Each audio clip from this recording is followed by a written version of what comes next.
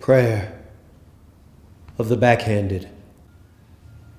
Not the palm, not the pear tree switch, not the broomstick, nor the closest extension cord, not his braided belt, but God, bless the back of my daddy's hand, which holding nothing tightly against me, and not wrapped in leather, eliminated the air between itself and my cheek.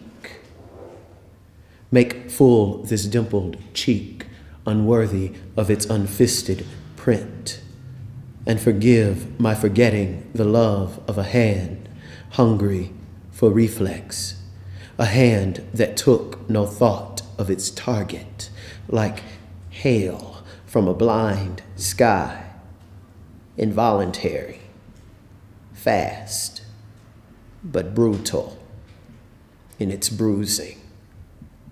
Father, I bear the bridge of what might have been a broken nose.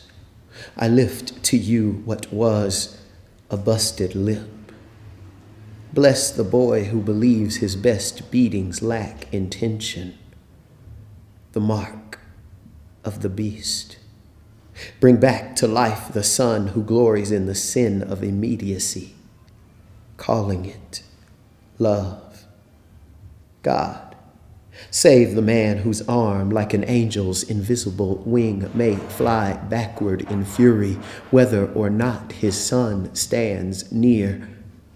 Help me hold in place my blazing jaw as I think to say, excuse me. I'm going to read a few poems from Please, and I'll also read a few poems from the new manuscript titled Autobiography. Keep the line steady. Keep your back straight. Keep coming back for more. Keep fucking with me, Cletus.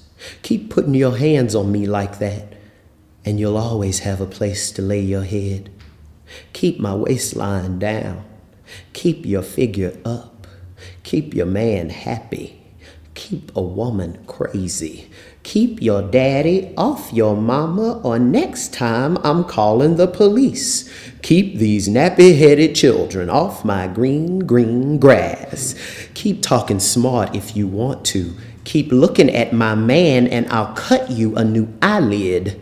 Keep looking me in my face when you tell your next lie. Keep on walking, I ain't talking to you anymore. Keep holding that last note. Keep singing while I get the splinter out. Keep singing for Jesus, baby, and everything will be all right. Keep me in your prayers. Keep us in your thoughts. Keep your eyes on the black one. He ain't got no sense. Keep your money in your pocket, Nelson. These hoes giving it away. Keep this one occupied. I'll get his wallet. Keep on living, honey, and you'll get old too.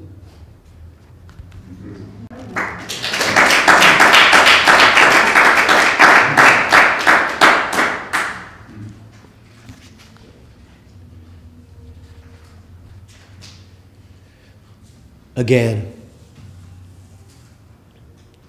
you are not as tired of the poem as I am of the memory. A returning toothache on either side of the mouth. An ingrown hair beneath the chin. Simple itch, bruising, scratch. And again, I am bundled in Cousin Kenny's clothes from last school year, my hand held by my mother's. We walk as if the house behind us isn't warm enough for my feet. In the dark, we make a few blocks around the one-story neighborhood that I loved, though nothing I've written tells you this. I want to cut it out of me. Because turns out it never mattered. Right now, my mother's asleep on my father's chest. His arm has landed in the same place around her most of 30 years. Give a man a minute. She's asleep, and I'm typing it all over again. Everywhere, a man is shifting a bit to make his woman comfortable in his arms. I should have told you this lines ago. We walked back to the house we ran from because my mother loves her husband and his hands, even if laid heavy against her. I know you don't want to believe that, but give a man a minute. We're not done. My father loves his wife and the shape of her body, even if hunched in retreat, their son keeping up. I'm so sick of it. Another awful father scarring this page too. A bruising scratch. We walked back through an open door. And why don't I mention that he kissed my forehead before covering me on the couch that was my bed? Listen, and you can hear them in the next room, planning names for the youngest of us, then making love loud enough for the oldest to learn.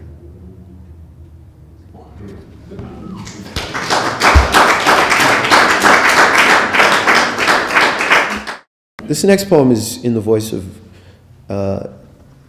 my first poet, and when I say that as in, you know how you feel about your first love, or your first lover, I should say, right? The leading figure of the Harlem Renaissance. It takes lines from his testimony before the Committee on Un-American Activities during the Red Scare and McCarthyism of the 1950s. It also mentions his favorite singer. I always feel like what we have in common is that we're both diva lovers. His favorite singer, Bessie Smith, and it makes reference to that famous poem, which if you don't know, I hope you all go home and Google that famous poem, The Negro Speaks of Rivers. Langston Hughes wrote The Negro Speaks of Rivers when he was 18 years old. Every time I think about Langston Hughes writing The Negro Speaks of Rivers when he was 18 years old, I really hate Langston Hughes.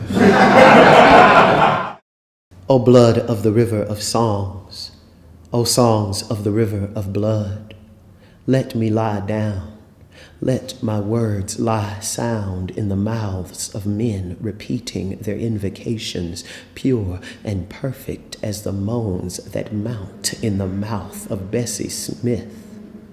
Blues for the angels kicked out of heaven, blues for the angels who miss them still, blues for my people and whatever water they know. Oh, weary drinkers drinking from the bloody river, why go to heaven with Harlem so close? Why sing of rivers with a daddy of my own to miss? I remember him and taste a stain, red as blood coursing the body of a man chased by a mob. I write that running his sweat. Here he climbs a poplar for the sky, but it is only sky. The river? Follow me, you'll see. We tried to fly and learned we couldn't swim. Dear singing river full of my blood, are we as loud under water? Is it blood that binds brothers? Or is it the Mississippi running through the fattest vein of America? When I say home, I mean I wanted to write some lines. I wanted to hear the blues. But here I am, swimming in the river again. What runs through the fat veins of a drowned body? What America can a body call home? When I say Congo, I mean blood. When I say Nile, I mean blood. When I say Euphrates, I mean, if only you knew how much blood we have in common. So much in Louisiana, they call a man like me red. And red was too dark for my daddy, and my daddy was too dark for America. He ran like a man from my mother and me, and my mother's sobs are the songs of Bessie Smith, who wears more feathers than death. Oh, the death my people refuse to die. When I was 18, I wrote down the river, though I couldn't win a race. Climbed a tree that winter, then fell flat on my wet, red face. Line after line I read all the time, but there was nothing I could do about race.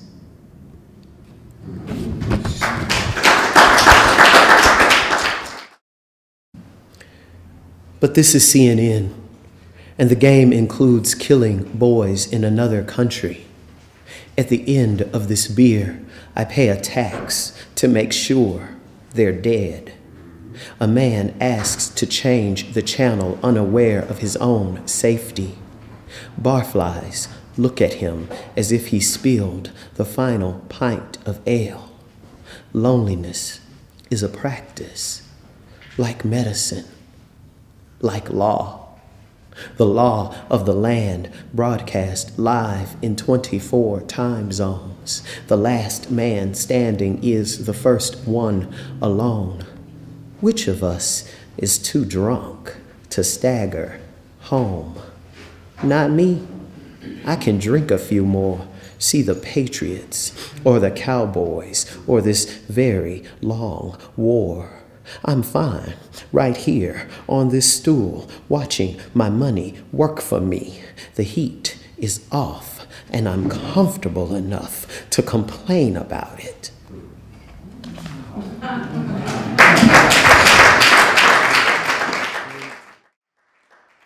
Billy Strayhorn wrote Lush Life while still in his teens. It's one of my favorite songs. Queen Latifah has a version. That ain't so bad.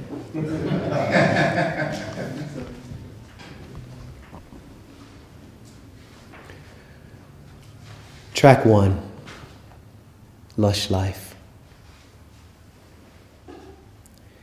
The woman with the microphone sings to hurt you, to see you shake your head. The mic may as well be a leather belt. You drive to the center of town to be whipped by a woman's voice. You can't tell the difference between a leather belt and a lover's tongue. A lover's tongue might call you bitch, a term of endearment where you come from, a kind of compliment preceded by the word sing in certain nightclubs. A lush little tongue you have. You can yell, sing, bitch, and I love you with a shot of Patron at the end of each phrase from the same bar stool every Saturday night. But you can't remember your father's leather belt without shaking your head. That's what satisfies her, the woman with the microphone. She does not mean to entertain you, and neither do I. Speak to me in a lover's tongue. Call me your bitch, and I'll sing the whole night long. Thank you.